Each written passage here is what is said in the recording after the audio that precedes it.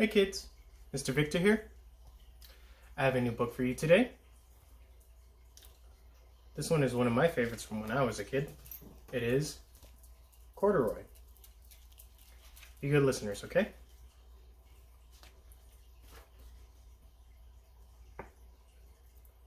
Corduroy is a bear who once lived in the toy department of a big store. Day after day, he waited with all the other animals and dolls for somebody to come along and take him home.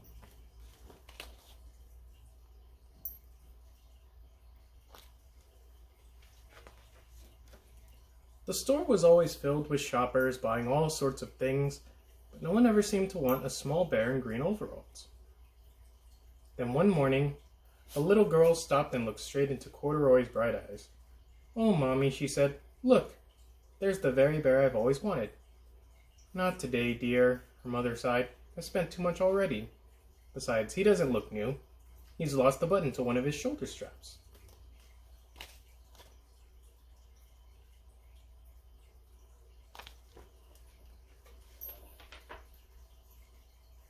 Corduroy watched sadly as they walked away.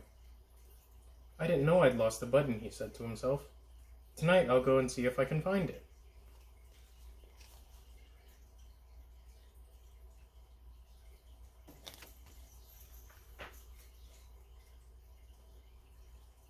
Late that evening, when all the shoppers had gone and the doors were shut and locked, Corduroy climbed carefully down from his shelf and began searching everywhere on the floor for his lost button.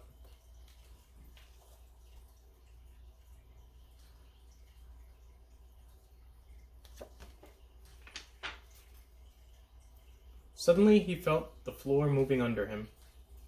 Quite by accident, he had stepped onto an escalator, and up he went. Could this be a mountain, he wondered? I think I've always wanted to climb a mountain.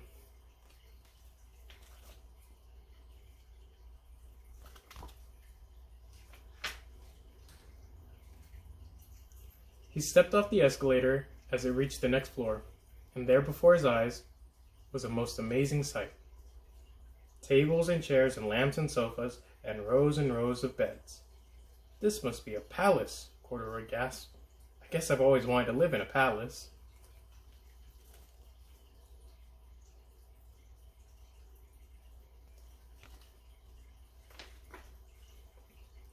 He wandered around admiring the furniture.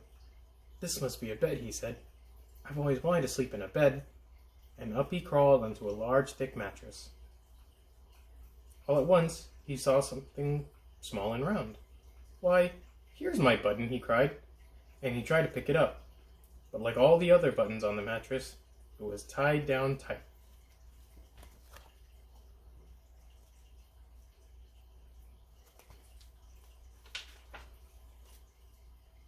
He yanked and pulled with both paws until pop!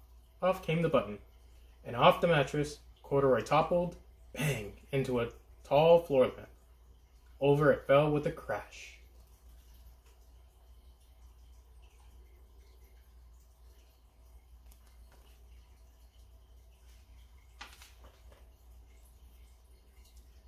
Corduroy didn't know it, but there was someone else awake in the store.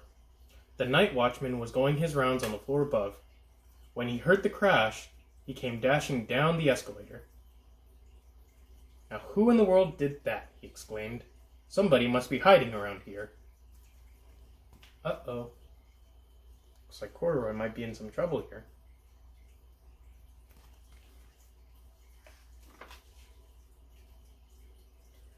He flashed his light under and over sofas and beds until he came to the biggest bed of all. And there he saw two fuzzy brown ears sticking up from under the cover. "Hello," he said. "How did you get upstairs?"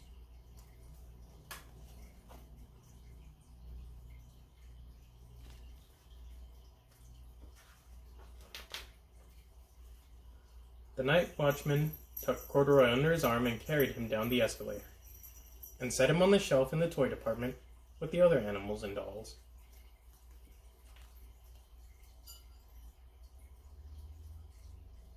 Looks like he didn't suspect a thing.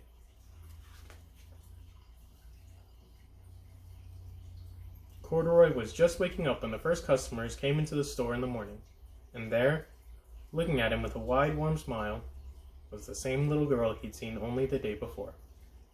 "I'm Lisa," she said, "and you're going to be my very own bear. Last night I counted what I've saved in my piggy bank, and my mother said I could bring you home."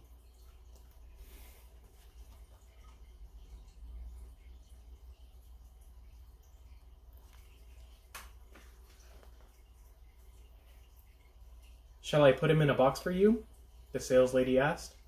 "Oh, no, thank you," Lisa answered, and she carried Corduroy home in her arms. She ran all the way up 4 flights of stairs into her family's apartment and straight to her own room.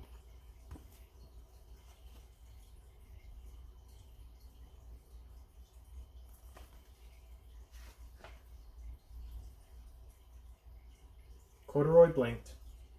There was a chair and a chest of drawers, and alongside a girl-sized bed stood a little bed just the right size for him. The room was small, nothing like that enormous palace in the department store. "This must be home," he said.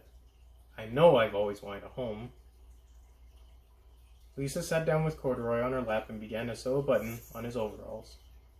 "I like you the way you are," she said, "but you'll be more comfortable with your shoulder strap fastened."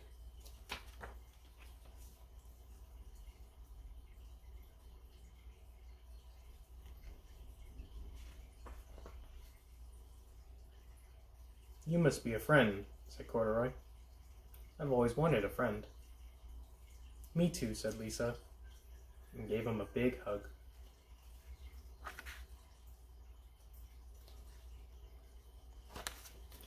That's the end of the story.